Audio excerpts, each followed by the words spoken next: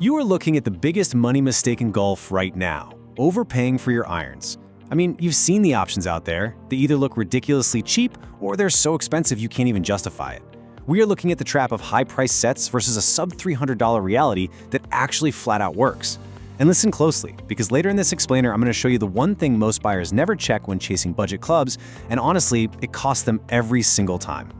Let's talk about the $1,200 elephant in the room. This is the reality big golf companies absolutely do not want you thinking about. A brand new set of game improvement irons from a major brand, that's gonna run you anywhere from $800 to $1,300. Every year, they drop a new version, right? They tell you it's longer, faster, more forgiving. But here's the truth. For the average 15 handicap weekend golfer, the actual performance difference between that $1,200 set and a well-made budget set, it's tiny. The marketing is just way louder than any distance gains you're actually going to see on the course.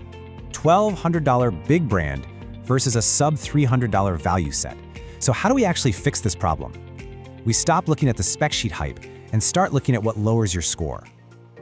The real question isn't which iron has the most technology packed into it. It's about what gives you the most consistency.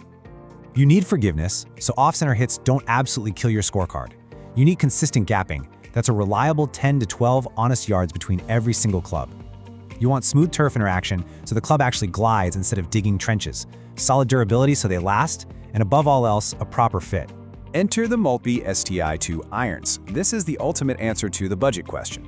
Now, if you haven't heard of Maltby, don't worry, you are definitely not alone. You're going to see them on PGA Tour hats or in massive TV commercials. They are a direct-to-consumer brand sold through GolfWorks with a component-based philosophy. Basically, they engineer really solid club heads and sell them to you for a fraction of what the big brands charge. Let's look under the hood. Maltby STi2 specs: 431 stainless steel, cavity back, and progressive offset. Let's run through these specs really fast so you know exactly what your money is buying. These are cast from 431 stainless steel. That means they are solid and incredibly durable. They've got an undercut cavity back design, which pushes all that weight to the edges for massive forgiveness. And they use progressive offset. That just means you get more offset in the long irons to help square the face and less in the short irons so you keep your control. For the price, that is some seriously smart engineering. This is exactly where most golfers waste money. You can get a brand new full Maltby STi2 iron pack. We're talking 5-iron down to a gap wedge with the heads, shafts, and grips all included for well under $300. Instead of blowing that exact same cash on some beat-up, used clubs with totally dead grooves, you get a brand new spec-fitted set shipped straight to your front door. Premium forge versus the cast ST2. Let's keep our expectations grounded here. I'm not going to sit here and pretend these feel like a $1,200 set of premium Mizuno forged irons. They just don't. If you are chasing that soft, buttery forged feel, these are not the clubs for you. The cast ST2 has a very firm, distinct thwack at impact. But you know what? For most beginner and mid-handicap golfers, that honest feedback is actually really useful. It tells you exactly when you flushed it and exactly when you didn't. Before you buy, you need to hear this next part. What happens out on the actual grass is all that really matters, and when you miss the sweet spot with the STi2, players consistently report losing only about 5 yards of distance. 5 yards! That is serious forgiveness. Plus, they use traditional lofts. They aren't using those cranked-down, jacked-up specs designed to trick you on a launch monitor. You get honest gapping and a totally natural mid to high trajectory out on the course. The cheaper option is not always worse, but here is the catch. Feel is highly subjective, right? The sound of a cast iron might not be your thing. If the sound and feel matter deeply to you, consider testing just a single 7-iron first. GolfWorks literally lets you buy one single club so you can test the launch and the feel before you pull the trigger on the entire set.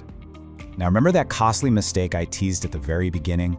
Most buyers skip this and regret it later. Buying on price alone without getting a basic fitting will completely ruin the deal.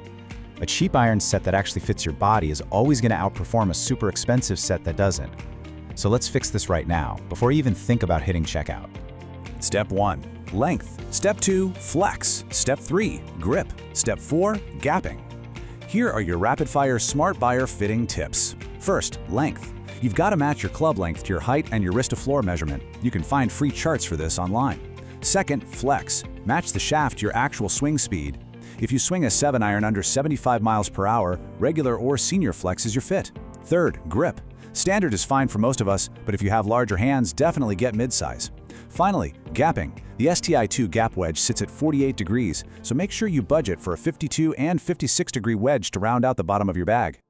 Honest pros versus honest cons. Let's fire through this table. The pros? The price is basically unbeatable. You get incredible forgiveness, super clean turf interaction, highly durable steel, and custom basic specs. The cons?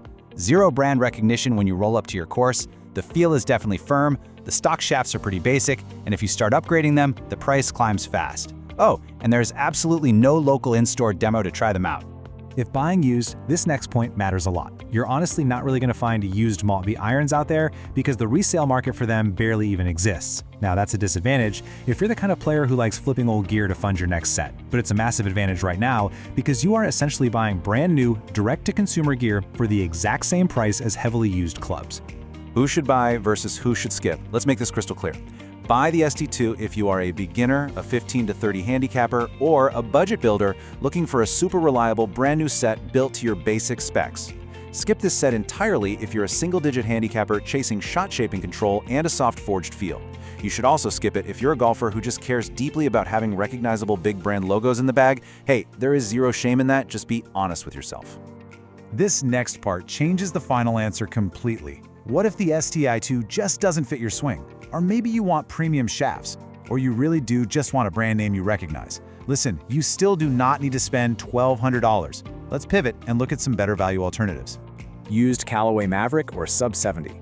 First up, if you can stretch that budget to around $400 or $500, look for a used Callaway Maverick or a tailor-made Sim2 Max on certified pre-owned sites. Huge value there if you want the brand recognition.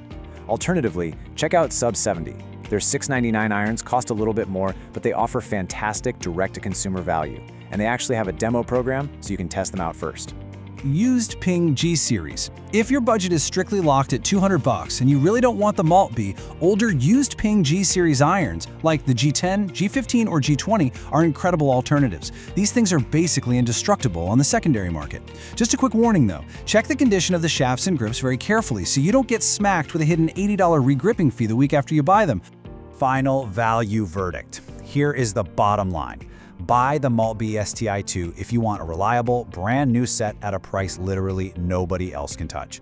But only pull the trigger if you confirm those specs actually fit your body and your swing. For most average golfers, the smartest move is to buy these, take all those massive cash savings, and go buy a wedge set with fresh grooves, or better yet, a few actual golf lessons. What's your iron budget right now? All right, I want to hear from you. Drop a comment below this explainer. What is your iron budget looking like today? What's your handicap, and what gear are you currently gaming? I read every single comment to help point you in the right direction. And hey, if this helped you think a little differently about buying gear, hit subscribe for more honest,